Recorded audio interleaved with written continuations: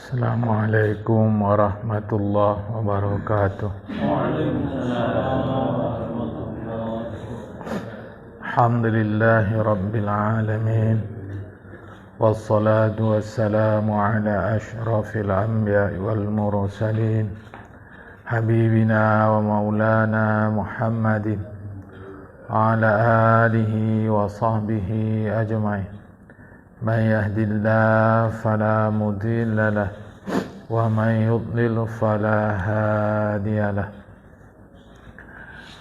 Qala al-musannif rahimahullahu ta'ala wa nafa'ana bi ulumihi fid darain amin. Summa qala bab 22 mengandung 30 nasihat 4 perkataan Nabi Muhammad sallallahu alaihi wa alihi wasallam dan selebihnya perkataan sahabat dan tabi'in yang kadang disebut sebagai athar. Jadi perkataan sahabat dan tabi'in itu kadang disebut athar, jamak athar ya. Kalau Nabi Muhammad itu disebut hadis.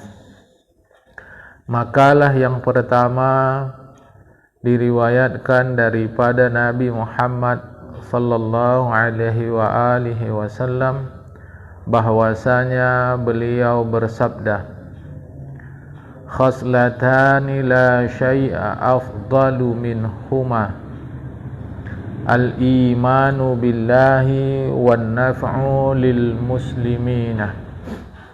Artinya ada 2 macam perbuatan yang tiada melebihi keduanya. Dalam satu hadis inilah disebut. Nanti dalam hadis yang lain pula disebut, yaitu beriman kepada Allah dan bermanfaat bagi orang Islam. Jadi nomor 1 iman kepada Allah, ini ke atas. Nomor 2 ke samping, kiri kanan. Ke atas ini selalu disebut hablum minallah, jamaah. Ke samping kiri kanan selalu disebut hablum minan nas. Hablun tali, tali kepada Allah. Hablum minan nas, tali kepada manusia. Jadi hablum minallah, hablum minan nas. Dia iman dulu kepada Allah, barulah bermanfaat kepada orang lain. Ya. Dengan apa kita bermanfaat kepada orang Islam itu? Dengan ucapan kita. Jadi ucapan ini mestilah bermanfaat. Atau kehormatan kita. Jadi kehormatan kita mesti kita manfaatkan. Bukan untuk kepentingan pribadi, tapi untuk kepentingan bersama. Atau harta kita, atau badan kita. Pendek kata, apa kelebihan Allah berikan kepada kita, gunakan kemanfaatan untuk orang lain. Masa kita untuk manfaat orang untuk kita tidak? Jangan silap. Kemanfaatan untuk orang lain diterima atau ditolak, pasti baliknya kepada kita. Itu pasti jamaah. Tak perlu ada ragu di dalamnya. Kemanfaatan yang kita lakukan untuk orang, sebab kelebihan yang Allah berikan kepada kita, pasti baliknya kepada kita. Itu pasti jamaah. Karena memang hidup ini Allah ciptakan itu tadi, seperti disebut dalam surah Al-Isra. Bismillahirrahmanirrahim. In ahsantum li anfusikum. Jika kalian buat baik, itu baiknya untuk diri kalian sendiri. Wa in asa'tum falah. Kalau kalian buat buruk, itu baliknya buruk kepada diri kalian sendiri. Jadi kita tak punya kelebihan harta, tapi punya kelebihan badan. Maksudnya mungkin tenaga. Tenaga itu gunakan untuk berbuat baik. Kita tak punya kelebihan harta, mungkin badan tidak, tetapi ada kehormatan yang Allah berikan kepada kita. Maksudnya mungkin di masyarakat kita dihargai orang, dihormati orang. Itu gunakan untuk kemanfaatan orang ramai. Dan seterusnya lah. Apa saja yang Allah berikan kepada kita.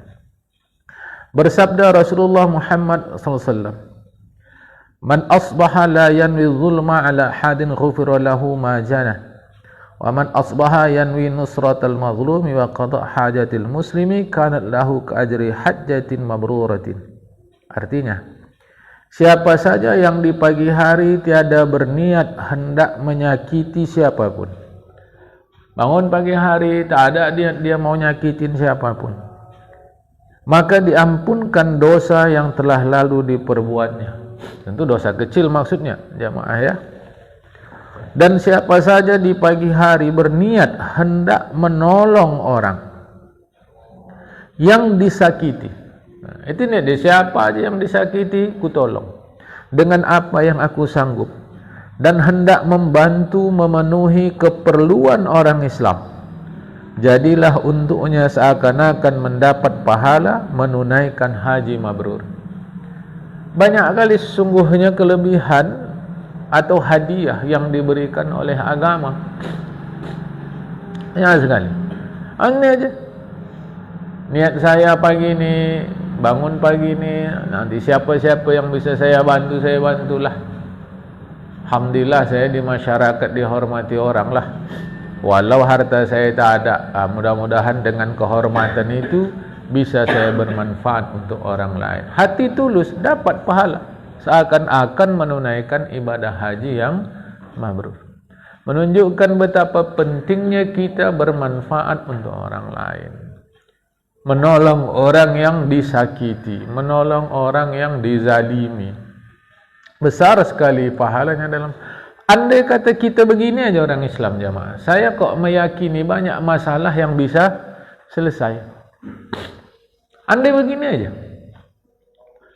kita orang Islam, masing-masing kita punya sikap begini di pagi hari. Apa yang bisa saya buat, saya lakukan. Dengan apa? Dengan apa saja yang ada pada saya, menolong orang, membantu orang. Jamaah. Selalu kalau kita kata membantu orang, dia terbayang apa yang mau bantu, awak pun susah. Betul, betul, kita setuju. Pada harta Anda susah, pada tenaga, pada mulut kan Anda bisa bantu orang. Pada pikiran, kita selalu berfokus kalau menolong orang itu hanya pada harta. Keliru. Mana semua orang Allah berikan harta yang cukup? Tidak, itu mesti kurang. Ada yang cukup, ada yang kurang, mesti begitu. Ada yang kaya, ada yang miskin, jemaah. Makanya kalau kita tak punya harta, apa yang kita punya lah. Ini selalu beralasan apa, Pak? Menolong orang, awak pun susah. Ya betul, Anda susah pada harta, tapi pada tenaga kan tidak. Sehingga apalah salahnya sampah yang berserakan Anda bantukan untuk membersihkan? Jemaah, dengan tenaga saya, dengan tenaga kita, kan bisa. Ada nampak pohon yang mereng-mereng mengganggu orang di jalan dengan tenaga kita, kenapa tak mau kita bantukan untuk membaguskannya?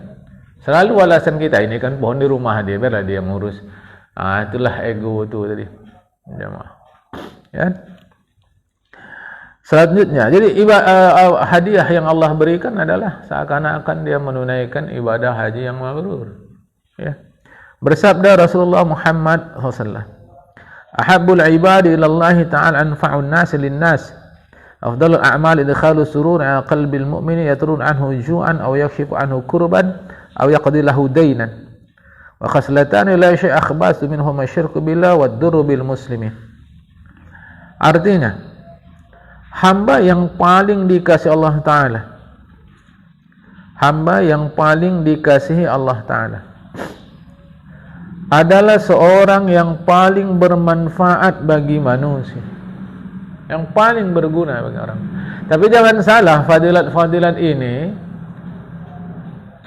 mestilah dibuka dia dengan sembahyang. Begini pun dalam hidup kita, kalau tak sembahyang, maka itu pahalanya menjadi tertunda. Sebab yang menjadi induk adalah sembahyang.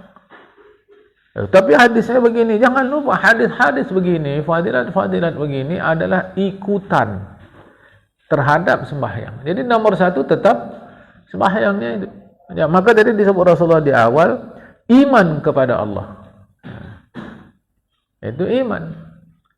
Tanda amal yang paling pertama terkait dengan iman adalah sembahyang, itu tak ada lain. Ya.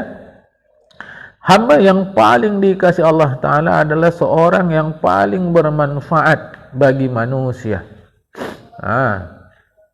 Yang paling bermanfaat bagi manusia. Dan seutama-utama perbuatan adalah menggembirakan hati orang beriman. Senangkan orang lain. Titik, misal kata. Maka dia buat apa sajalah menyenangkan orang lain. Apakah caranya halal, apakah caranya haram, enggak penting bagi dia. Yang penting senangkan orang. Tidak. Dengan cara menghilangkan laparnya. Nomor satu. Senangkan hati orang dengan cara menghilangkan laparnya. Jamaah. Caranya hilangkan lapar orang. Atau membantu menyelesaikan masalahnya. Apa kesulitan dia? Kita bantu selesaikan. Lalang kering jangan dikasih minyak, bakar nanti. Jadi pemadam kebakaran. Jadi cara menggembirakan orang lain itu tidak boleh dengan cara yang haram. Ya. Yang penting kan menggembirakan orang, menyenangkan orang, itu pahalanya besar betul. Tapi kalau caranya haram macam mana? Maka tidak. Hilangkan laparnya. Bantu menyelesaikan masalahnya. Atau membantu membayarkan hutangnya. Ya. Janganlah saya dibantah, membayar hutangnya payah, nanti hutang lagi gini. Memanglah begitu. Kadang udah awak bayarkan hutangnya, berhutang lagi dia. Bukan untuk keperluan hidup, tapi untuk kesenangan hidup. Ini kan masalah, jemaah. Untuk kesenangan hidupnya dia berhutang. Bukan untuk keperluan hidupnya. Udah ada rumah. Udah bagus, dibantu orang. Tengok rumah tadi dah bertahun-tahun tak berplester, diplasterkan orang. Ya udahlah. Kasur ada pula, tilam ada untuk tidur dah. Cuma kata hati dia belum ada lagi meja kursi. Jadi untuk meja kursi ini berhutanglah. Malaslah orang bantu. Mengapa meja kursi ini bukan keperluan tapi kesenangan? Tak ada meja kursi, apa masalahnya? Yang penting sudah ada rumah kita, bisa tidur situ, airnya ada, bisa sembahyang. Kecuali kalau tak ada kompor, itu masalah lah. Ini meja kursi pula. Macam mana awak makan? Duduk, apa masalah? Okeylah, dibantukan orang, meja kursi dibelikan. Nak pula dia, janganlah meja kursi yang kayak gini, maunya yang baguslah sikit. Inilah namanya tak tahu diri itu. Inilah tak tahu diri itu. Maka orang malas bantu orang lain sekarang nih, jemaah. Selalu awak jumpa kadang orang-orang yang berduit itu tak mau dia bantu, kena yang dibantu ni cengkuneknya banyak. Udah dibantu kadang sembahyang tidak. Sebelum dibantu rajin sembahyang, rajin ke masjid, rajin ikut wirid, rajin. Udah dibantu sembahyang pun tidak. Terus cerita pula ke sana kemari, rumah kami dah bagus gini. Malaslah orang.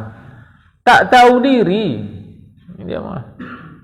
Kadang-kadang yang berduit ni serba salah dia, tak dibantu macam mana, dibantu macam mana.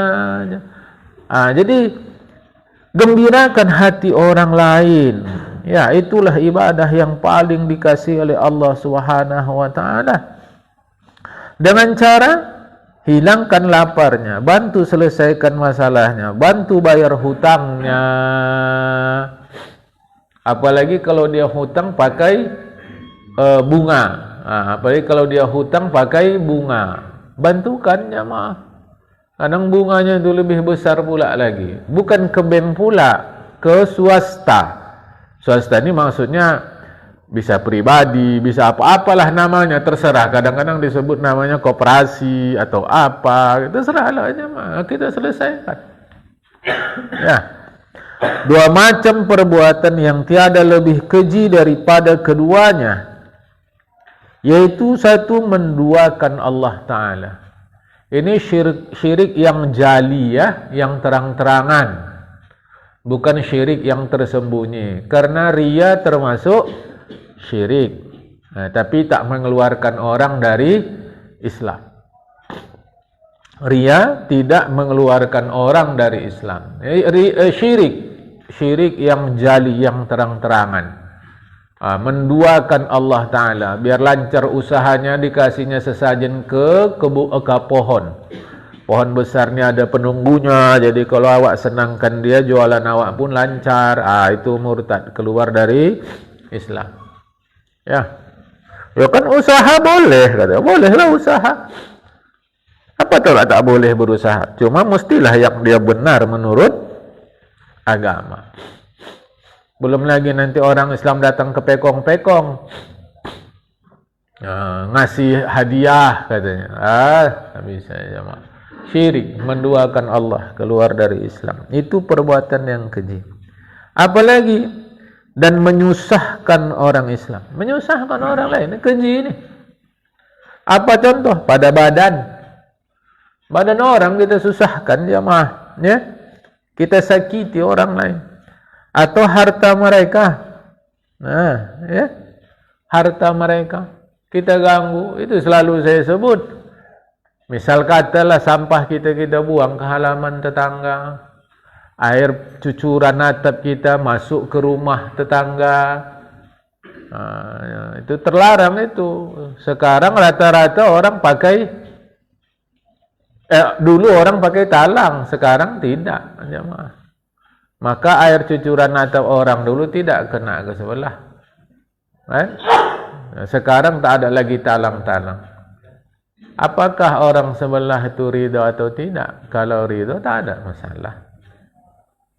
Ya, jangan mengganggu harta orang. Sesungguhnya seluruh perintah Allah, kalau kita kumpulkan hanya kembali kepada dua macam saja. Satu, mengagungkan Allah. Kedua, belas kasih kepada ciptaan. Kalau kita lihat seluruh pelajaran agama ini, itu saja. Agungkan Allah, belas kasih kepada ciptaan Allah. Perhatikan Al-Quran, Al-Baqarah ayat 43 itu. Bismillahirrahmanirrahim. Aqimus salata wa atuz zakah. Tegakkanlah oleh kalian akan sembahyang dan tunaikanlah zakat. Zakat akan untuk Allah. Sejak kapan Allah perlu beras? Kalaupun harta, sejak kapan Allah perlu harta? Agungkan Allah lewat sembahyang, belas kasih kepada ciptaan Allah, sampai wajib menjadi rukun Islam. Menjadi rukun Islam berzakat itu. Coba. Tapi kita selama ini kalau berzakat sekedar berzakat, tak kita fahamkan bahwa dalam berzakat itu ada belas kasih. Sehingga sekarang nih kalau orang berzakat itu, maka zakat itu dalam satu-satu ketika lebih baik langsung kepada mustahiknya yang berzakat. Mengapa dengan kita berikan langsung itu terasa hubungan kita dengan dia? Tak boleh lewat panitia, boleh. Sebab itulah dalam Islam ada namanya amil zakat, membantu kita dalam pengurusan itu. Tetapi walaupun dia melalui amil, rasakanlah bahwa ada kasih sayang kita sesama orang lain. Jadi kepada Allah kita kerjakan sembahyang, kepada manusia kita berbelas kasih. Belas kasih, jamaah. Ini harap difahamkan. Ini contoh ya, ini contoh. Jangan saya kasih contoh begini nanti lantas kita jadi tidak enak. Macam ini kan nanti ada yang datang ngaji ini mungkin terlambat dia entah apa. Masuk dia dari pintu utara macam kita gini. Dia mau ke selatan. Mau ke selatan dia. Selatan ini lebih kosong dari utara. Yang di utara minggir-minggir sikit kenapa? Tanpa harus dia minta kita pinggir, kasih dia lapang, misal kata, itu kan belas kasih dalam contoh yang sederhana. Dalam contoh yang sederhana, masuk dia, misal kata, ini sini kosong, dah kita, dah. Tanpa dia minta tolong, sesederhana ini jemaah, sehingga memudahkan orang lain, itu cerminan dari belas kasih. Misal kata, contohkanlah yang lain-lain. Contohkan yang lain-lain, tak apa-apa aja mah. Misal kita pulang satu arah ataupun tak satu arah, tapi ada bahagian ke depan sikit, kereta kita kosong, dia jalan, naik kan. Cuma kadang orang sekarang nggak mau ditolong karena sudah kenyataan umum kalau orang nolong mulutnya tetetoet. Dia habis nolong suka cerita-cerita sama orang. Aku kalau ngaji pas kosong kereta, aku bawa orang tuh, abang tuh selalu bawa tuh, aku bawa tuh.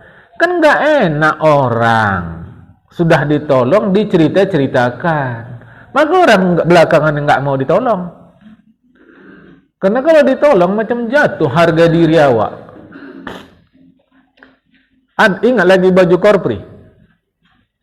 Pegawai negeri di depan saya ini, mungkin ada pegawai negeri baju korpri. Cerita-cerita sama orang bahwa dia udah nolong orang lain dengan cara memberi baju korprinya.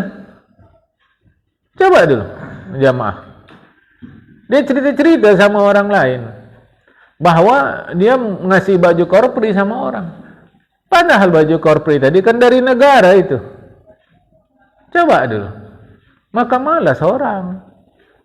Pada kita yang sudah mengaji ini, bila sudah menolong orang, anggap itu seperti membuang garam ke laut. Kan nggak ada artinya jemaah.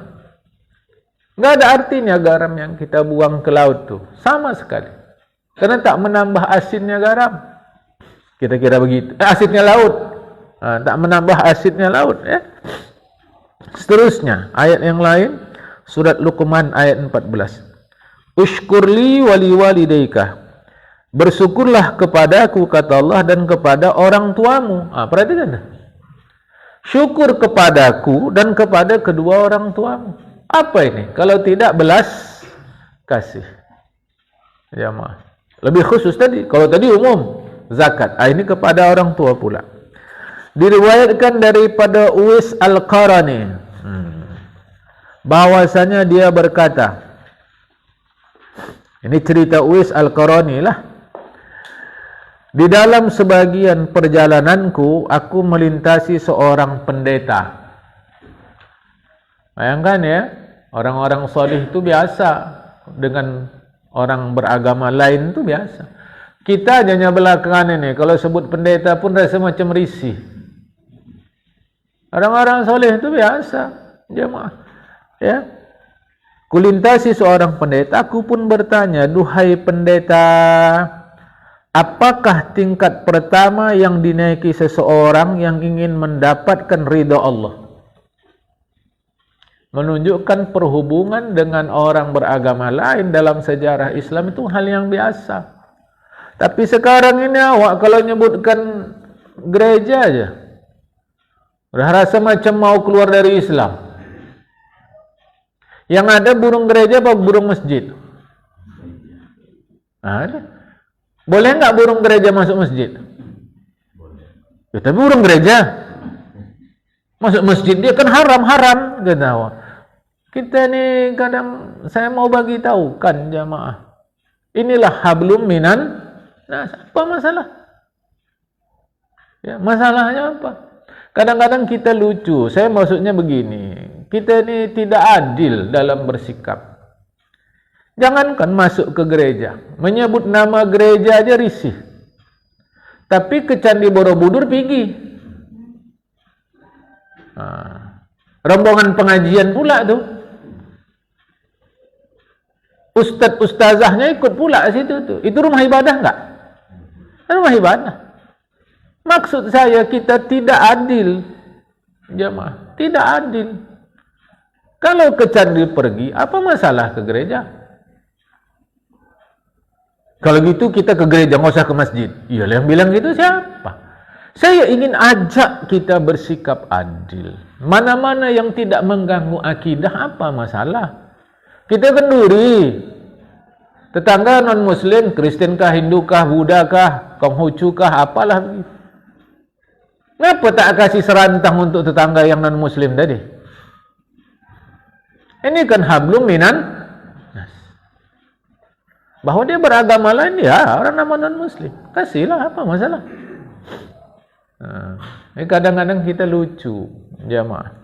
Jadi kata Ustaz tanya ya, apakah tingkat pertama yang dinaiki seorang yang ingin mendapat ridha Allah? Jawabnya, mengembalikan hak orang lain yang dizalimi. Ini dia. Kembalikan hak orang lain yang dizalimi.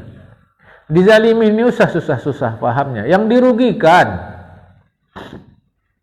Contoh sederhana macam kita laki-laki solat Jumat mau berwuduk pakai sandal orang. Zalim lah itu. Ada izin rumahnya. Kecuali tertulis di situ sandal masjid, makna umum lah. Nah, kita pakai dia balik basah.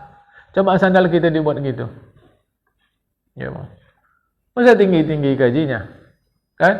Orang enak-enak duduk-duduk di teras rumahnya, di kaki 5 rumahnya. Sedap aja kita lewat kereta, wah begitu. Terganggu tidak orang? Biasa itu, baik kalau biasa. Pas kau begitu, lewat kereta gitu kuat suaranya, terganggu tidak? Lucunya kita kalau kita mengganggu atau terganggu orang sebab kita bilang biasa. Tapi kalau kita yang terganggu, kita bilang kurang ajar. Ini kan tidak adil dalam bersikap. Jadi kata pendeta tadi, kembalikan hak orang lain yang dizalimi. Dan meringankan diri dari tanggung jawab. Cemana meringankan diri dari tanggung jawab? Itu tadilah, jangan mudah-mudah menzalimi orang. Sesungguhnya amal seorang hamba tidak naik kepada Allah, sedangkan dia masih punya tanggung jawab atau hak orang lain yang belum dikembalikan. Itu dia, jamaah. Jadi hablum minan nas. Nah, jadi jamaah yang dikasih Allah Subhanahu wa taala, biasakan untuk tidak merugikan orang lain. Bahwa orang terugikan bukan sebab sengaja kita, itu di luar kuasa kita lah. Jamaah, mau bagaimana lagi? Kan? Kita nyapu halaman rumah kita, debunya naik, itu kan bukan mau kita. Jamaah. Apalagi pas kita nyapu tadi, angin pun datang. Terbawalah debu tadi kemana-mana. Itu kan bukan mau kita. Tapi kalau masih bisa kita tidak begitu, ini angin kencang nampak ni, usahlah nyapu dulu. Okey, tak ada masalah. Kita tunggulah angin reda sikit. Ini kadang-kadang kita tidak, jamaah, semau-mau kita. Malu kita orang Islam ini, agamanya bagus tapi umatnya. Ada pembantu rumah tangga, kita hanya tahu cerita saja, memastikan nanti lain hal lah.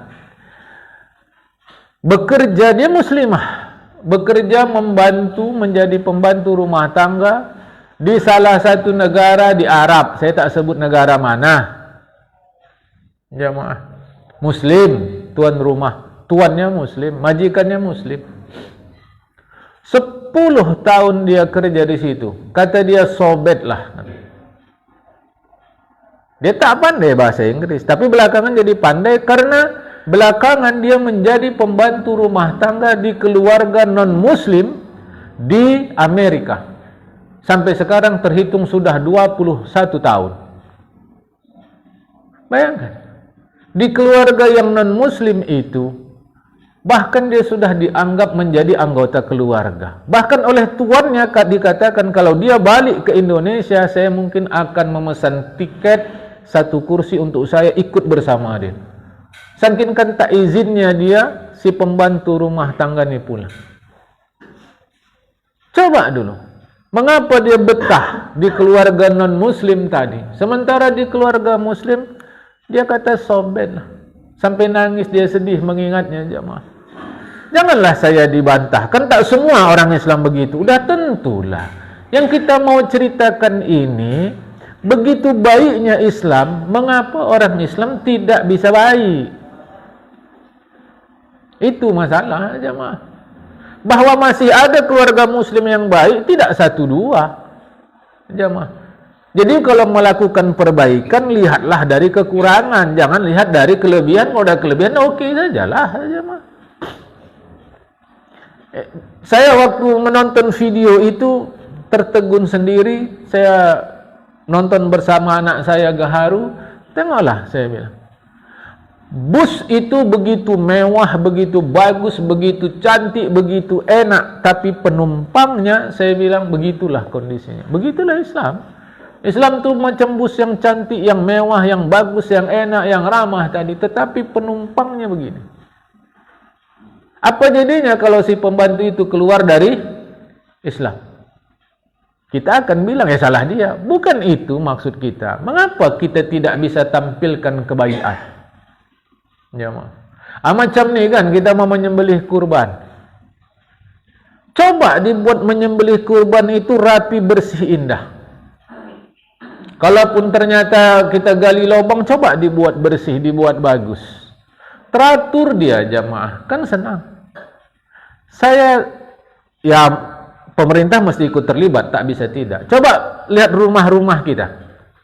Belakang rumah orang, yang belakangnya itulah tempat buang air besar seterusnya. Di belakang rumah ini rumah orang, persis terasnya. Cocok kira-kira nih jemaah? Kan tak cocok nih. Janganlah saya dibantai itu pula tanahnya. Bukan itu maksud saya. Begitu orang pergi ke negara-negara barat, teratur kali rumah itu jemaah. Mengapa kita tak mampu buat? Pemerintah mestinya ikut campur tangan. Nggak bisa begitu saja jemaah. Padahal Islam mengajarkan demikian, keteraturan itu. Maka kembalikan hak orang, bertanggung jawab kau kepada orang. Itu kata si pendeta tadi. Pelajaran yang kita dapat dari makalah pertama ini adalah, kalau kita mau jadi baik di sisi Allah, tak bisa tidak. Buka dengan iman kepada Allah dan berbaik kepada orang. Meskipun saya faham betul, kadang kita orang baik nih, itulah udah umum. Orang baik ini nggak ada fikirannya belok-belok, lurus aja. Tapi dia dimanfaatkan oleh orang yang berakal culas. Sehingga kadang orang-orang baik ini di tengah jalan dia nggak jadi baik lagi. Kenapa? Dibohongi, ditipu, dikhianati di tengah jalan. Maka di samping kita baik, fikiran juga mesti waspada. Jangan mudah-mudah. Ya. Makalah yang kedua. Bersabda Nabi Muhammad sallallahu alaihi wasallam, "Alaikum bimujalasatil ulama." Wajibkanlah dirimu duduk bersama ulama yang mengamalkan ilmunya. Biasakan bergaul ini jemaah. Cari nampak kita, bukan sekedar ustaz ya. Karena di masyarakat ini mudah kali menyebut ulama, tidak. Ya. Ulama ini orang yang berilmu agama dan mengamalkan ilmunya. Bukan sekedar ustaz, apalagi penampilan seperti ulama, tidak. Kita yang udah rajin ngaji ni pun, kalau berani kita cakap-cakap agama, udah jadi ustaz nih. Dah jadi ustaz ni kan karena kita tak mau aja. Nanti khutbah tak ada khutibnya, kita maju. Udah ustaz itu. Apalagi kalau lidah kita fasih-fasihkan cerita agama sana sini, dah jadi ustaz. Ya, tapi kita tak mau. Ustaz ni belakangan ni asalkan dia pandai menyampaikan ajaran agama, dah ustaz.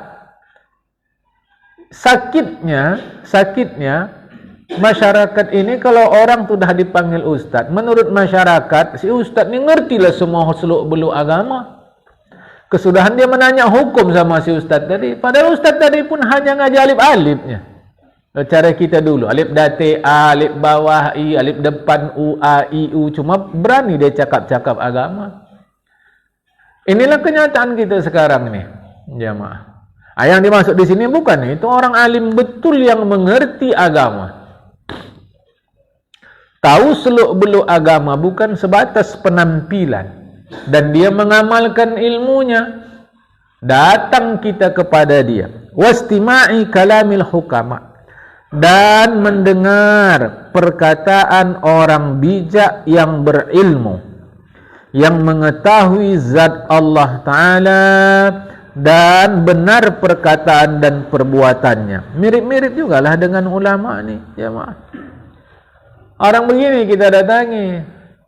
Jadi istilahnya kalau datang orang alim seperti begini, tak ada dia kombur malautup. Dia isinya semua adalah kebaikan. Tak mesti bahasa Arab, jemaah. Maka hidup kita jadi bermanfaat. Fa inna Allah Ta'ala yuhyil qalbal mayyita binuril hikmah. Karena sesungguhnya Allah Ta'ala menghidupkan hati yang mati dengan cahaya kebijaksanaan. Yaitu apa yang dimaksud cahaya kebijaksanaan? Ilmu yang bermanfaat. Ilmu yang bermanfaat. Jemaah. Hati-hati, ini hidup singkat, kejap lagi mati. Dah masuk Idul Adha ni. Tiba-tiba dah masuk nanti Ramadan. Tiba-tiba kitab ni tamat dah. Tiba-tiba jamaah ni berkurang dah. Tengok ke kiri dah tak ada lagi si fulan. Dah 6 bulan dia berpulang. Tengok ke kanan tak ada lagi si fulanah. Dah 3 bulan dia berpulang. Kapan giliran awak? Jemaah. Makanya sayang hidup ni kalau kosong aja dia begitu. Kan? Sayang, jemaah. Jadi kalau gitu ngaji aja awak. Ya, tidak. Maksud kita hasilkan pahala. Ini dah lama kaji kita, jemaah. Upayakanlah dalam setiap gerak dan diam kita menghasilkan pahala. Ibarat kata, kama yuhil ardal maitata bima'il matari. Sebagaimana Allah Ta'ala menghidupkan tanah yang sudah mati dengan curahan air hujan. Begitulah kalam orang hikmah itu. Kalam orang hikmah, cakap orang-orang baik, orang-orang bijak itu menghidupkan hati kita. Sebagaimana air menghidupkan air hujan, menghidupkan tanah yang sudah mati. Jamaah. Ya. Di dalam hadis riwayat Imam Tabarani dari Imam Abu Hanifah disebutkan, Jalisul kubara wasailul ulama wa khalitul hukama. Duduklah bersama orang-orang besar. Bertanyalah kepada orang-orang alim. Bergaullah dengan orang-orang bijak. Orang besar ni kita perlukan dalam kebijakan hidup. Jangan jauhi, tapi jangan menjilat. Kita dekat sama orang-orang besar untuk menjilat sekurang-kurangnya, remah-remahnya dapat juga awak nanti. Salah niat. Bertanya itu kepada ulama, orang alim. Jangan sembarangan nanya. Ini tanyanya sama awak pun tak faham. Tanya sama orang alim. Jemaah. Dalam hal agama, yang alim dalam agama, tanya sama dia apa hukumnya. Jangan nampaknya alim. Dia ni lama ni kuliahnya di sini-sini. Belum tentu. Jemaah. Saya alumni daripada YIN. Sekarang UIN. Jadi kita tahulah kondisi dalaman macam mana. Apakah kalau alumni daripada UIN tu pasti alim? Belum tentu. Maksud saya, bukan kita buruk sangka, tak boleh. Tapi kritis. Tunggu dulu. Tunggu dulu. Jadi bertanya sama orang alim. Bergaul dengan orang-orang bijak. Ya. Dalam satu riwayat, Jalisil ulama wa sahibil hukama wa khalitil kubara. Duduklah bersama orang alim, bersahabatlah dengan orang bijak, bergaullah dengan orang-orang besar. Orang alim itu ada 3. 1, alim akan hukum Allah Ta'ala. Arti alim ni mengetahui. Kita di masyarakat kalau rajin sembahyang disebut alim. Alim kali dia, sembahyangnya enggak tinggal. Bukan alim itu. Salih. Sembahyangnya enggak tinggal, puasanya rajin, ke masjid. Alim kali. Bukan. Itu orang salih. Orang salih beriman, orang alim artinya orang berilmu. Ini saya mau bagi tahu kan, jangan kesalahan ini berlanjut. Kita tak bisa biarkan kesalahan berlanjut, karena di Indonesia banyak salah dibiarkan. Saya selalu sebut contoh mudah. Maisarah nama laki-laki, nama perempuan? Perempuan lah. Itu Kak Mai itu, katanya. Atau Kak Arah, katanya. Di Indonesia Maisarah itu perempuan. Padahal Maisarah itu bahasa Arab. Nama untuk seorang laki-laki, yaitu orang kepercayaan Khadijah Al-Kubra. Jadi Siti Khadijah itu mempercayakan perdagangannya, hartanya untuk didagangkan, salah seorangnya adalah Maisarah. Di sini Maisarah jadi perempuan. Kenapa? Karena dalam pemahaman kita asal ada perempuan. Asal pakai ta marbutoh perempuan. Jadi Hamzah perempuan. Padahal pakai ta perempuan dia. Maka sampai ke Indonesia banyak keliru, kita luruskan. Jadi alim itu beda dari salih. Orang salih rajin ibadah, orang alim dia berilmu. Nah, jadi orang alim itu ada alim tahu dia, arti alim berilmu, dia akan hukum Allah Ta'ala. Mereka ahli dalam berfatwa. Berfatwa ini fatwa ini bahasa Indonesia petuah. Petuah itu bukan bahasa Indonesia, bahasa Arab. Payah orang Indonesia punya fatwa jadi petuah. Payah sebut fardu jadi perlu. Ya. Jadi lain fatwa, lain petuah katanya. Sama itu kata awak. Mana sama katanya? Sama kata awak. Petuah itu asal bahasa Arab. Payah bilang wadu, payah wadu jadi wadu. Apa wadu? Tempat kumpulan air kan? Wadu. Padahal wadu itu bahasa Arab, benda yang digunakan untuk berwudu. Payah wudu ini kan buat orang bersih. Wudu buat orang bersih. Selalu bersih itu disimbolkan dengan warna putih. Maka ada nama nasi wudu. Nasi wudu warna apa? Hitam putih. Nasi wudu putih. Makanya habis makan nasi itu boleh wak sembahyang, dah berwudu dah. Betulnya nih tak ada nih seluruh, nanti takutku betul pula. Beli aja nasi wudu kata dia. Dah berwudu lah wak tu katanya. Itu bahasa Arab ke bahasa Indonesia. Jadi alim nih bukan orang saleh, beda. Orang alim beda dari orang saleh. Meskipun dalam pemahaman agama orang alim biasanya mesti saleh. Orang tak akan bisa saleh kecuali karena dia alim. Tahu dia macam mana dia boleh sembahyang kalau tak tahu syarat rukun wajib sembahyang. Begitu biasanya, tapi saya mau menjelaskan arti ya. Yang kedua, alim akan zat Allah. Mereka lah orang bijak. Ini mereka orang bijak, ngerti akan zat Allah, bukan hanya sekedar hukum tinggi nih. Bergaul dengan mereka akan memperbaiki akhlak. Kenapa? Karena hati mereka bersinar dengan cahaya mengenal Allah. Dan rahasia kedalaman batin mereka penuh dengan cahaya kebesaran Allah Ta'ala. Yang ketiga, alim yang terkumpul keduanya pada dirinya. Jadi ada orang alim ni begini jamaah. Ada orang alim faktanya mengajarkan kita begitu. Ada orang alim ini ngerti dia hukum agama, tapi dia tidak dekat dengan Allah. Hukum dia ngerti, tapi batin dia kotor. Karena arti alim orang yang berilmu. Orang berilmu tak mesti bersih hati dia. Makanya Imam Ghazali katakan ada ulama akhirat, ada ulama ulama jahat yang dia gunakan ilmunya untuk kesenangan kehidupan dunia. Itu alim. Alim dia dalam hukum agama alim. Maka kata Imam Ghazali, baik masyarakat sebab baik penguasanya, baik penguasanya sebab baik orang alimnya. Kalau orang alim yang tak baik, kacau penguasa. Itu berkali-kali saya sampaikan ke kita, jemaah. Menurut Islam, penguasa rusak sebab orang alimnya rusak. Kalau orang alimnya berani menjewer penguasa, sekurang-kurangnya kerusakan itu bisa ditahan. Jemaah. Ulama tu.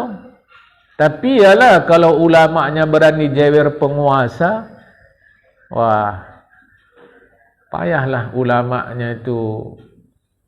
Ya, katalah bersenang-senang, kan? Karena dia harus ingatkan terus-menerus,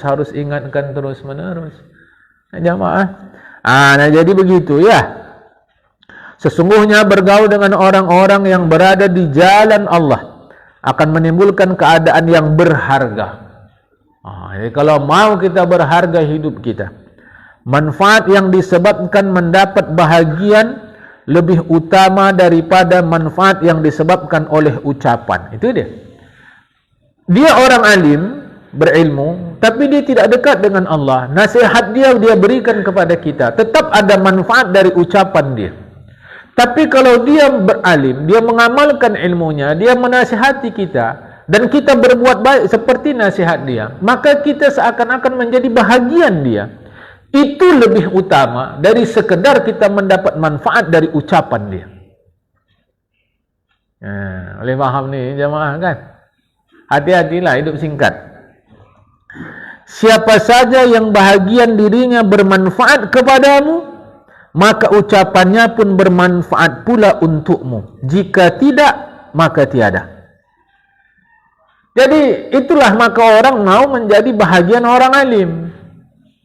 Jemaah. Mengapa? Kerana kita mendapat bahagian dari dia. Seakan-akan kita berada di dalam kendaraan yang sama. Kereta kau tu baguskan sikit, nanti bahaya kau. Kata si orang alim. Alim dalam hal kereta. Kita baguskan, kerana kita menurut ucapan dia, okey. Tapi kita bersama-sama dia. Di kereta dia, di boncengnya kita, itu jauh lebih utama dari kita berada di kereta kita sendiri. Orang akan bilang, dia di bonceng bapak yang alim itu. Itu lebih utama aja. Maka jadikan kita bahagian dari orang alim. Mengikut apa nasihat dia baik, tak ada yang salah. Tapi kita bersama-sama dia jauh lebih baik. Adalah Asyik Syuhrawardi berkeliling di sebahagian masjid di kota Khaif di Mina, mencari-cari wajah seseorang. Ditanya orang kepadanya tentang maksudnya itu. Kenapa kau cari-cari wajah seorang tadi itu? Jawabnya, sesungguhnya Allah memiliki hamba yang jika mereka melihat seseorang, maka mereka memberikannya kebahagiaan, dan aku sedang mencari mereka. Nengoknya jawab dah senang. Ada begitu? Ada, jangan bilang tak ada. Contoh mudah, anak-anak kita yang mengidolakan seorang sosok. Anak-anak kita yang mengidolakan seorang sosok, siapapun sosok itu, begitu nengoknya hatinya senang kali. Nah, kita pindah ke agama, begitulah dalam agama. Ada orang kalau kita tengok dia akan memberikan kebahagiaan kepada kita. Itulah yang ku cari-cari, kata Syekh Syuhrawardi. Padahal Syekh Syuhrawardi seorang alim besar dalam Islam. Jemaah. Ada orang begitu, jangan kira tidak. Saya mudah mencontohkannya macam tadi. Begitu jumpa dia dengan tokoh idolanya itu, senangnya bukan tanggung. Sampai minta tanda tangan, foto bersama. Dan dia mengaku sendiri, kerana dia senang kepada satu kelompok musik di Indonesia. Saya tahu saya sebut nama lah. Apa kata dia? Sampai saya kalau setiap mau pergi ke sekolah, kena ada poster kelompok musik ini di kamar saya di balik pintu. Itu kalau mau pergi sekolah, saya selalu permisi. Saya mau sekolah dulu. Kata. Sampai begitu. Itu hanya foto, poster. Belakangan dia dijumpakan dengan kelompok musik itu dan senang sekali. Tapi dari perjumpaan itu saya nonton di televisi, si kelompok musik tadi biasa-biasa saja. Dianya yang senang luar biasa. Itu normal. Nah, kalau kepada tokoh atau kelompok atau apapun lah yang sedemikian kita bisa begitu, mengapa kepada ulama kita tidak? Karena orang takut kalau jumpa ulama. Nanti kalau jumpa ulama banyak kali salah awak. Kata. Ini salah, itu salah. Udah nggak usah ajalah. Kata. Cari usaha awak ini pun salah, usaha itu salah. Jadi berdosa aja awak. Tapi kalau jumpa sama orang gini kan bisa senang-senang awak, bisa teriak-teriak, bisa huri-huri. Habis itu kan ada musallanya kalau di bandara. Sembahyang awak kan nggak masalah katanya. Udahlah. Lagi jemaah.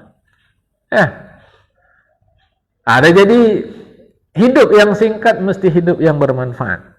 Sabda Nabi, sayati zamanun ala ummati yafiruna minal ulama'il fuqaha'i fayabtalihimullah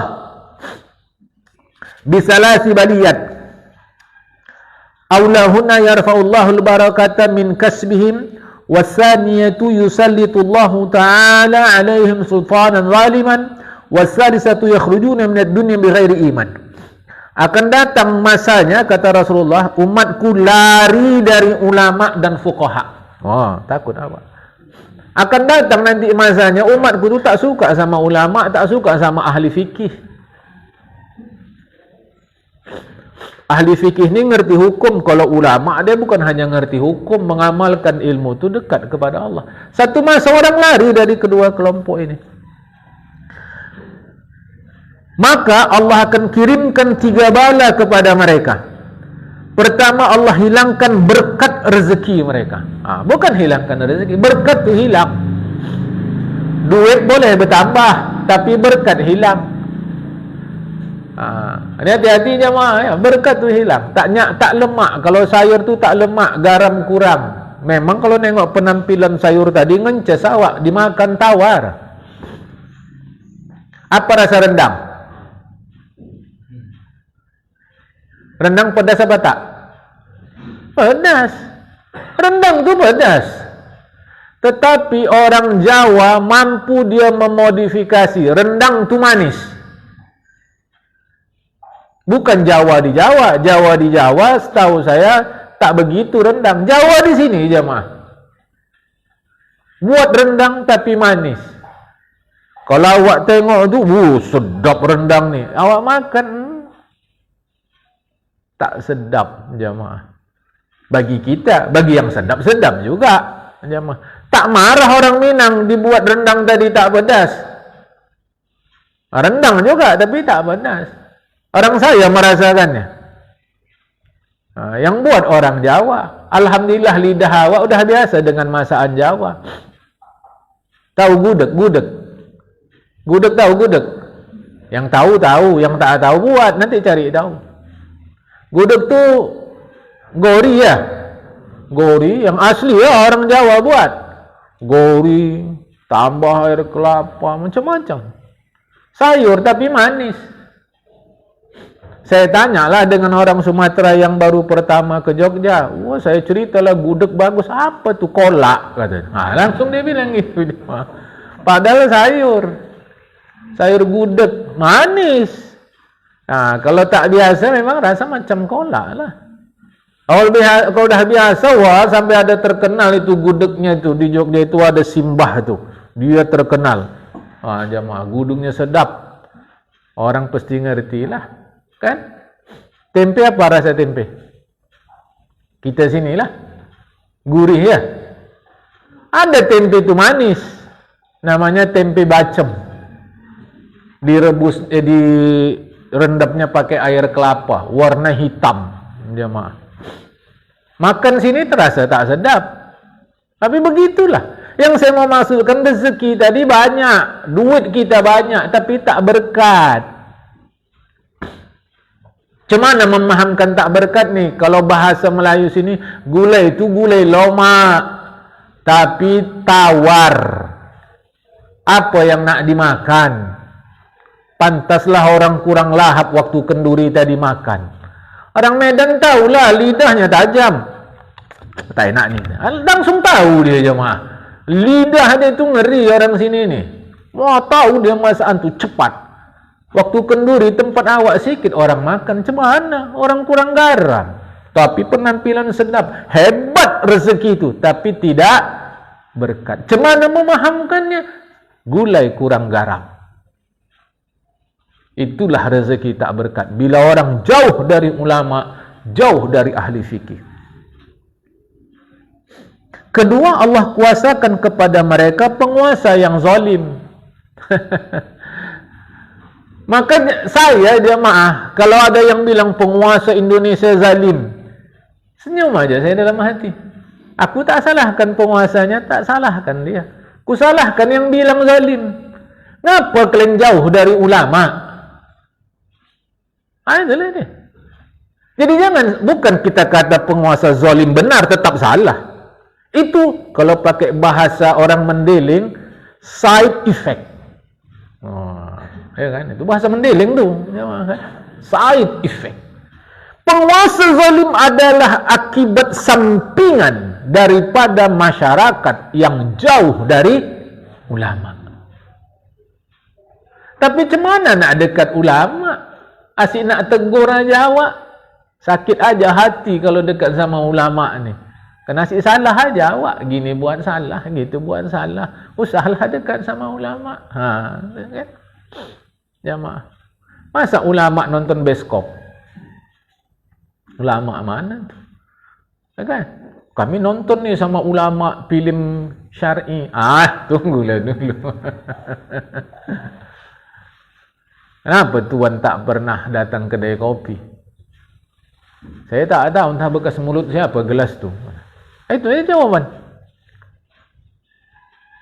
Bukanlah maksudnya haram, menjaga kebersihan hati. Sepanjang hidup makan tak pernah pakai sendok.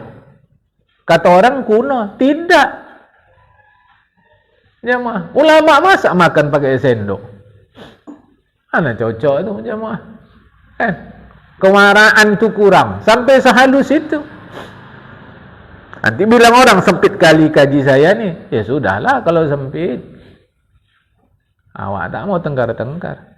Macam mana ulama makan berdiri? Tak lucu tu.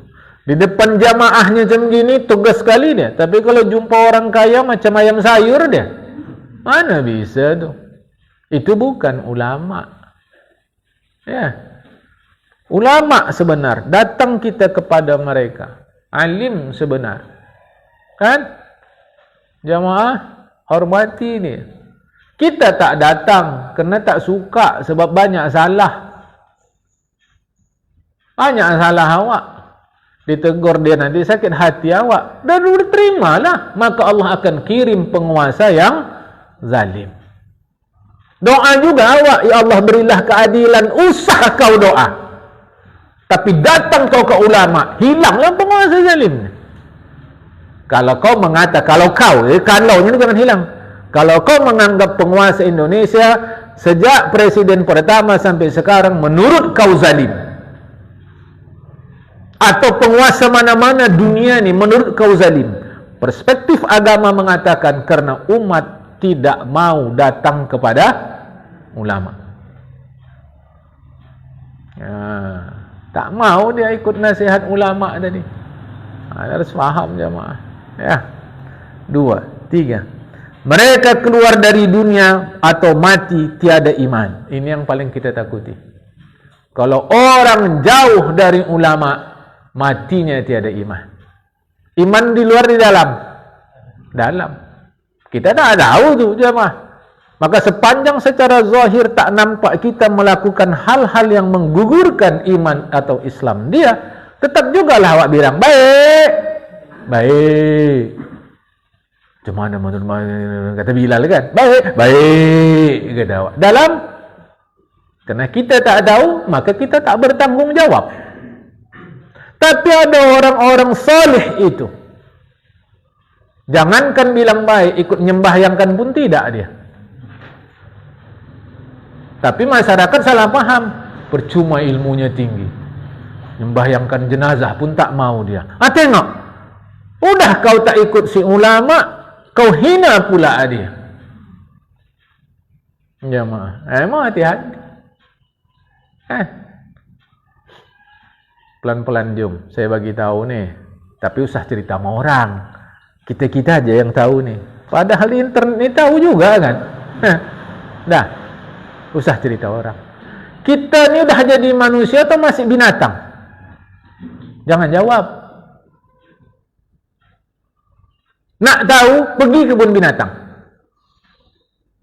Pergi kebun binatang, jumpai monyet, kita kasih dia pisang, tangkapnya tak? Tangkap. Lempar lagi, tangkapnya tak? Tangkap. Lempar lagi, tangkapnya tak? Awak macam gitu tak? Dah ada ingin ini, dah ada mau itu, dah ada ambil ini. Yang ada nanti bisa kasih orang, ambil lagi, ambil lagi. Kita masih binatang atau dah jadi orang? Usah tengok orang.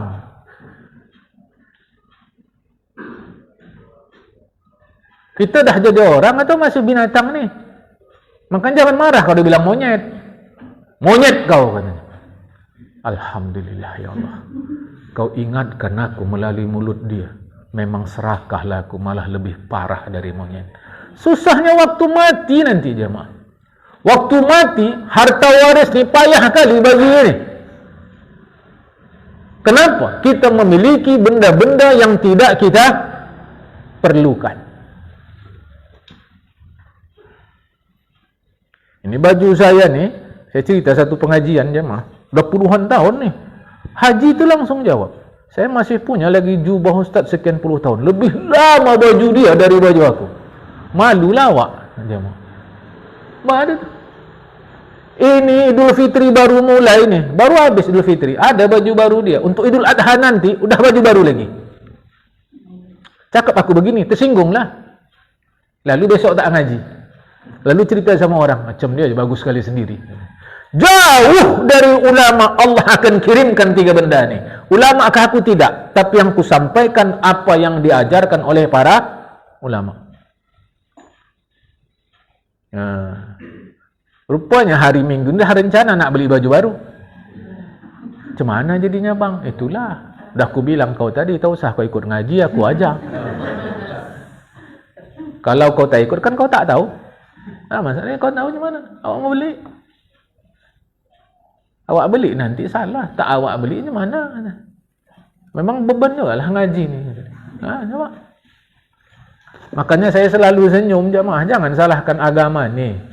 Salahkan kita yang tidak jujur beragama. Kita yang tidak jujur beragama. Baru nanti dia bilang jangan namanya manusia. Bukan, kau belum jadi manusia.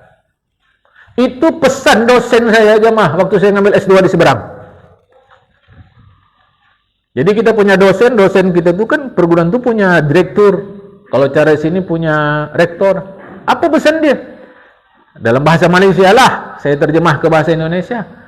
Kami ni tak senang, tak gembira kalau kalian dah jadi orang besar, pejabat sana, pejabat sini, jadi orang sukses. Kami tak senang. Yang kami senang kalau kalian sudah jadi manusia. Mana perguruan tinggi yang menasihati pemahasiswanya begitu? Ya. Kami senang kalau kalian sudah jadi manusia. Tapi bahasa dia bukan manusia lah, orang. Jangan, kalau bahasa Malaysia berjaya. Berjaya itu sukses. Jangan dikira kami gembira kalau kalian sudah jadi pejabat sana, jadi orang besar begini di sini orang. Tidak. Kami baru gembira kalau kalian sudah jadi manusia. Coba aja. Jadi jangan jauh dari ulama. Kita tak tahu dalaman, hanya luar. Dalaman, ayo kita tegur diri masing-masing. Jangan jadi monyet. Apa ciri monyet? Serakah. Beruk tahu beruk? Beruk yang mana? Yang panjat kelapa. Tuan, beruk tu sampai tuakah dia manjat kelapa atau ada pensiunnya? Kau tahu, Bedet, jangan kau jawab sembarangan kau. Aku tahu, kena adu mendeling. Opung-opung awak gunakan itu untuk ngambil kelapa. Aku tahu, jamaah. Beruk ni sampai tuakah atau ada pensiunnya? Salah. Ada pensiunnya. Udah tak sanggup lagi dia naik manjat sama apa lagi? Ada pensiunnya jamaah. Itulah diletak tuannya di samping rumah dia. Kalau ada pensiun tak bisa naik lagi. Apa kerja di situ? Asal ada orang lewat diejeknya. Asal ada orang lewat diejeknya. Tak bisa kerja. Itu kerja beruk. Ada tak kita ni beruk yang tak suka tengok orang Allah beri nikmat? awak gelisah nak tidur. Awak pakai logat Malaysia ni.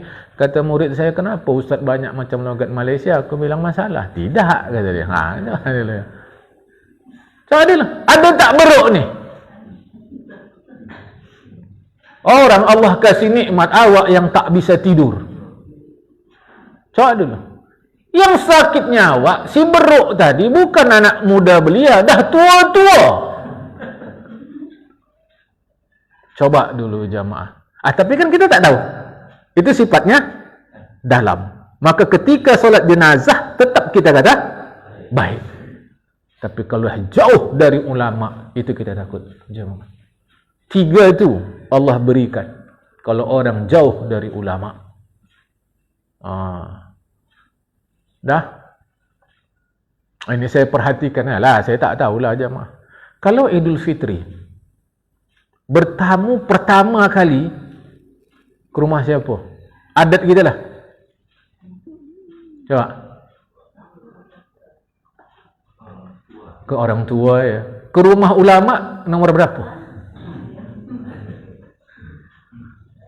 Dari situ kita tahu. Jamaah. Ujung-ujung kan baru ke rumah ustaz ini, ustaz itu. Tapi dekat saya tidak. Dekat saya tidak jamaah. Saya tahu persis. Kerana ini baik saya sebut nama lah. Kalau saya tak baik saya tak sebut nama. Jadi kalau tanggal-tanggal 1 Syawal tu, orang tua-tua masjid saya itu, Masjid Jami' Belawan, Jalan Seledes, itu setelah hari raya masing-masing mengkode-kode itu. Ke rumah ustaz ini, ke rumah ustaz, pada tanggal 1. Itu tabiklah saya jamaah, ada contoh saya. Jadi kalau tanggal 1 Syawal tu ke rumah ustaz-ustaz di Belawan tu, yang datang bukan muda-muda, tua-tua. Ini jadi contoh, senang awak aja mah. Bahkan kalau ada yang terlambat ke rumah ustaz ini, malu orang tu. Jamaah. Belawan tu kan banyak ustaz dulu. Allah yarham Ustaz Ayyub Abdurrahman, Allah yarham Ustaz Ghaffar, Ustaz Hasan Basri, Allah yarham Tengku Ahmad Bakri, Belawan. Terus siapa? Nur Sidin. Itu tetangga saya. Allahyarham Ustaz Nur Sidin itu tetangga saya betul. Contoh hidup. Jemaah. Jadi Ustaz Nur Sidin tu habis ngaji pulang konten tu. Karena kalau lama-lama situ ditempeli orang duit, dia tak mau. Pulang konten.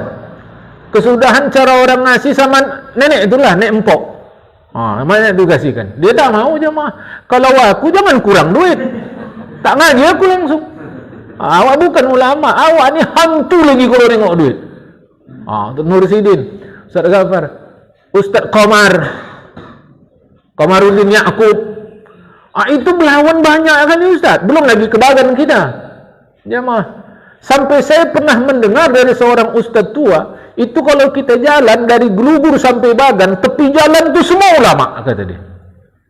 Memang betul lah. Kalau di Gelugur Masjid Baitul Amal, sebelah kiri, setelah simpang Gelugur, dari Gelugur ke Belawan, jamaah ada masjid tu. Situ dulu yang ngajar Ustaz Dahlan Musa almarhum, jamaah. Itu ulama semua. Jadi saya nampak tanggal 1 Syawal tu bersibuk orang tu. Yang belum bersibuk lah. Udah kalian, udah. Aku belum. Ke rumah ulama. Belakangan ni kita pun bingung yang mana ulama. Mungkin begitu kan jamaah. Kita datangi. Kita pentingkan. Dah. Ya.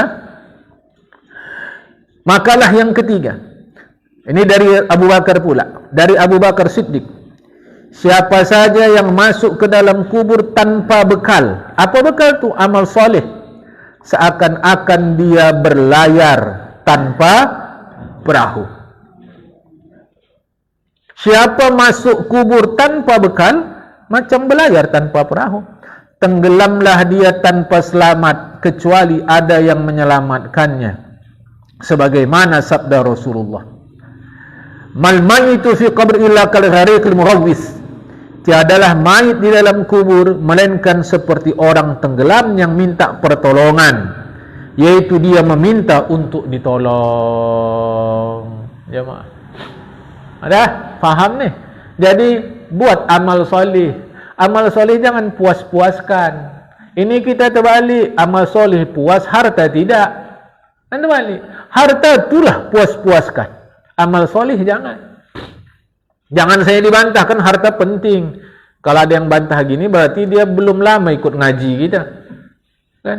Macam mana harta tak penting? Orang seperempat fikih mengurus harta. Itulah bab muamalat.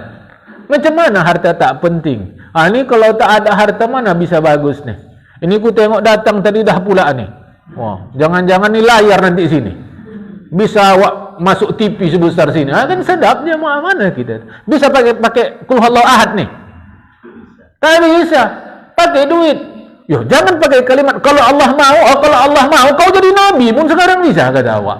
Itulah yang berkali-kali saya sampaikan, syariat dan hakikat, syariat dan hakikat, syariat dan hakikat. Ini syariatnya kan pakailah duit. Bisa pakai kulhu. Kalau Allah mau bisa-bisa saja, tapi jangan begitu. Itu bahagian dalam, bukan bahagian luar. Pakai duit lah ni. Mudah-mudahan amplop ustaz pun bisa lebih. Kan? Ini ada, aku tak ada, tak bisa tu. Aku suka kali sama duit. Boleh faham ni maksud saya ni? Masuk ke kubur, kalau tak ada bekal awak apa lagi? Harta puas-puaskan.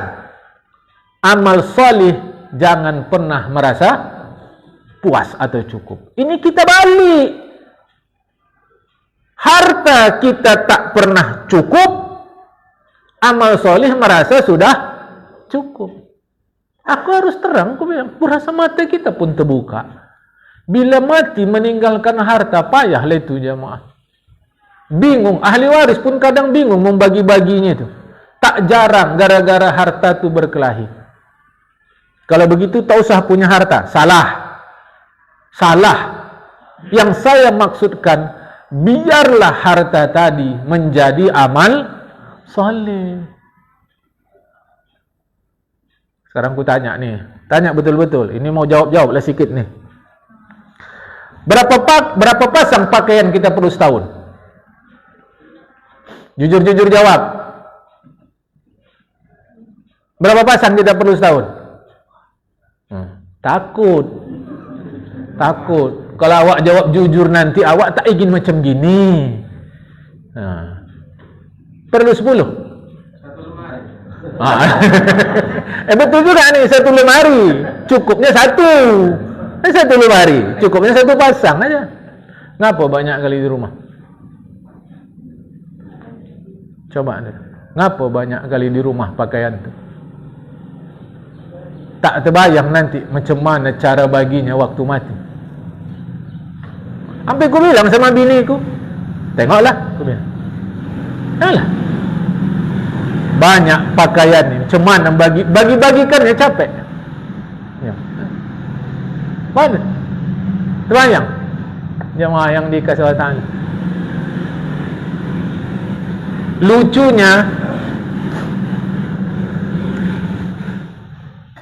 pas sudah mati, barulah pakaian tu kasih orang. Coba dulu jawab. Terbayang beratnya nanti pertanyaan Allah di akhirat. Makanya itu ku didikkan sama anakku, itu ku didikkan biniku. Usah peduli ke orang. Jamaah.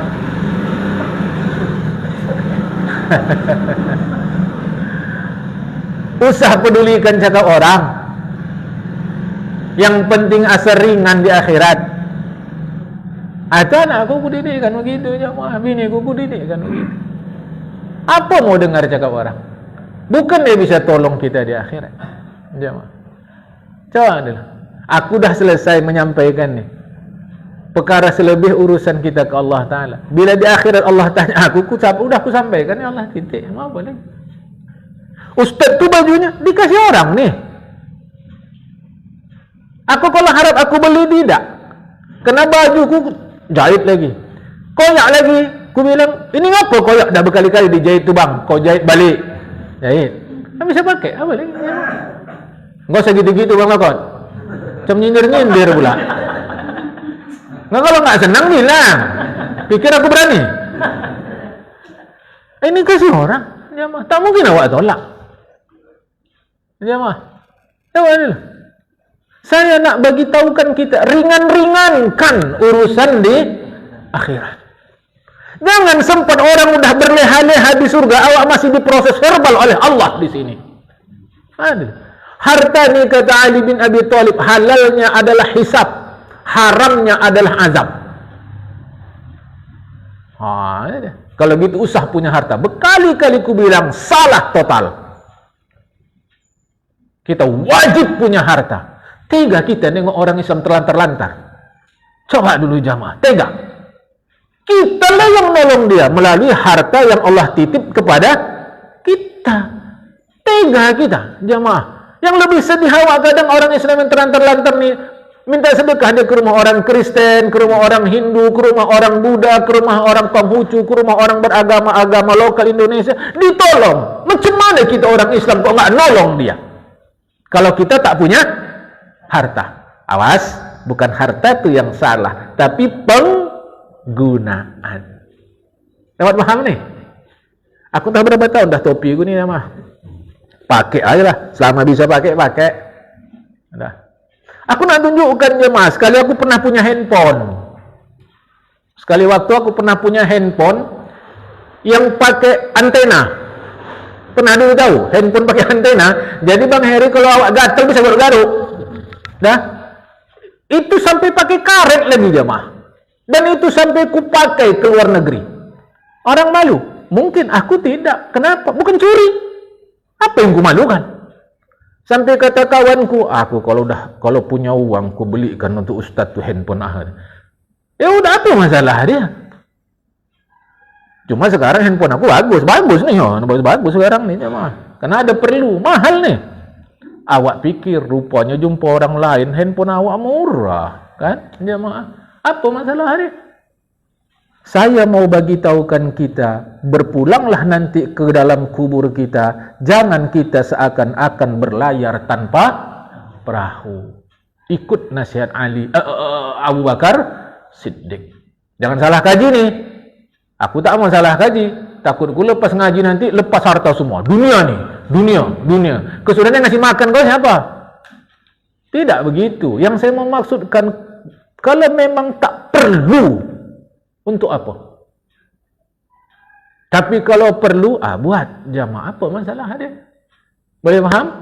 Jangan salah. Kalau lepasnya ada dialog, kita dialog, makalah yang keempat akan datang, nasihat Khalifah Umar bin Khattab. Panjang ya jamaah. Lepas tu nanti nasihat dari Khalifah Utsman. Habis tu nasihat dari Khalifah Ali. Barulah nanti dari sahabat yang lain, Yahya bin Mu'az.